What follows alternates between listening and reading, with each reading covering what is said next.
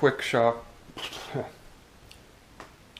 quick shop update video. I'm going to be making a big dining table and a set of benches. I got some wood to work with. The table's 12 feet long, so I got to get some long pieces to work with to make the structure. And I've got some good news. My Grizzly table saw switch mystery has been solved. It now works 100%.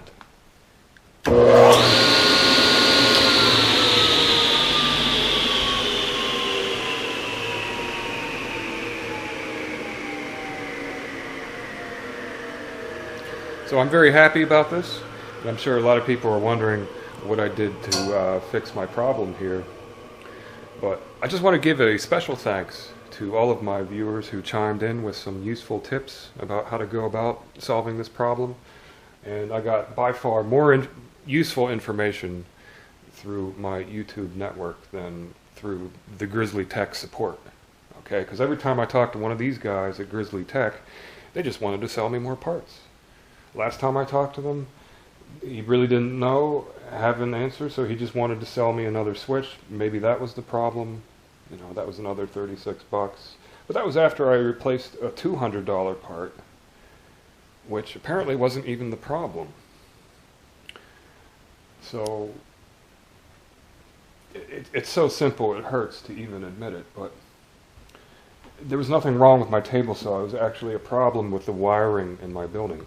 How I discovered this is 3 hours after I posted my last video, I got a phone call from a guy who owns the same exact table saw. In fact, he owned 2 of them and had the same exact problem to the T.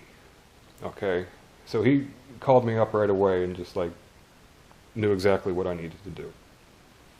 Okay, because in his case, he had one table saw that worked fine, and then the other table saw had the problem. And when he took the switches off the good table saw and put it on the problem saw still had the same problem. So that proved it wasn't a problem with the switch or the wiring of the saw. So basically, all I had to do is replace this.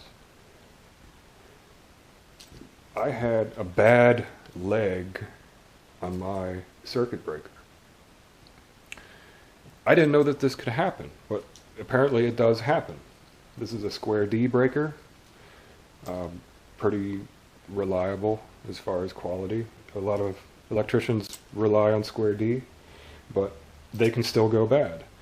And when they go bad, there's an imbalance of the current that goes through it. And that imbalance is what causes the magnetic contactor to trip out.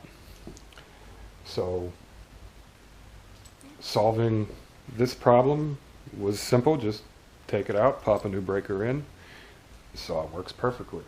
And the guy who called in, his name's Mike. I don't know where he called from, but thank you, Mike. You were 100% correct. It was the circuit breaker causing the imbalance of current.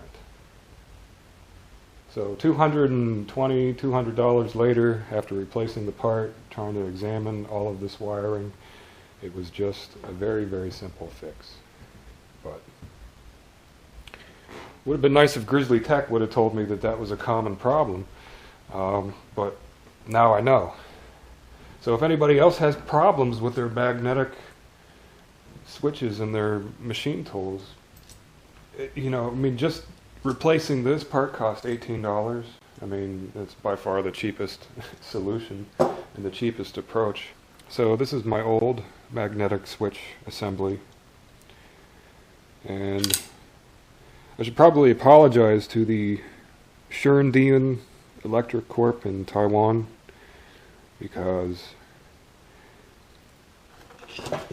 I showed a little bit of information bias rearing itself again by assuming right off the bat that the electronics that Grizzly was using was the problem, because everybody complains about the cheap electronics that comes with the import machines and how unreliable it is.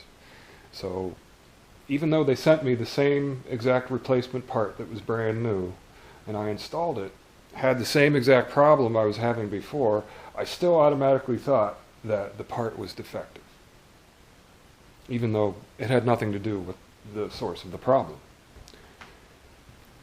So, I don't know, you learn something new every day.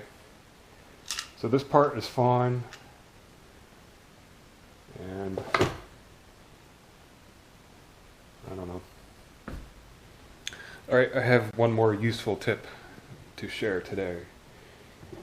Safety warning. Don't put these knives in your tool pouches. Okay? Don't do this. Because I cut myself really bad last week. It's all healed up real nice now, but I got a real bad cut on my finger there. I had to have it covered with a Band-Aid for like 3 days. And I had to wear the blue gloves when I worked, just to keep it covered. It was a very deep cut. But what happened is that these flip style knives can open up on their own. Okay, because when you put it in your tool pouch, you know, it gets all jostled up with all these other tools, and you're bending over and moving stuff, and sometimes these can open up. So it was sticking out of my pouch like that, all ready to stab me, and it got my finger pretty bad. And that was actually the second time this happened. The first time it was just a close call, and then this one was a bad cut. But I just wanted to let you know that I like this design because I thought they're slimmer and they fit a little bit better in the tool pouch, but I'm never going to do that again. So I'm just going back to the traditional slide button release. It's been a more proven design. So, yep. Yeah, you don't want to stab yourself with your knives. That's when you see red, you're doing it wrong. So don't put these in your pouches. And don't call Grizzly Tech. Just make YouTube videos.